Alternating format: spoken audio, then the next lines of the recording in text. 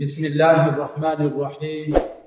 انتهائی قابل قدر والاحترام معزز سمعین، یو ملګري سوال کړی ده ځکه چیرې یو کس په منځه کې اول رکعت کې سوره ناس یعنی قل اعوذ برب الناس ویل، نو دغه کس دپاره آیا بقي رکعتونو کې کوم سورتونه ویل پکار دي؟ الجواب وبالله التوفیق. معززو انسان دپاره پکار دادي چې په منځه کې ترتیب خیال وساتي.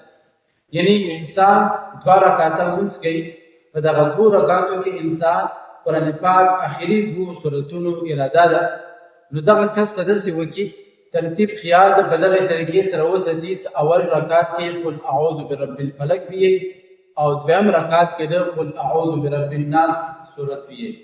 که بالفرض یو انسان نه هیره باندې قل اعوذ برب الناس صورت اول رکعت کې تلاوت وشو، نو دغه کس دپاره افضله خبره دا ده چې دغه کس ته بقي کوم رکعتونه دي په هغه کې د هم قل اعوذ برب الناس صورت هغه ویل.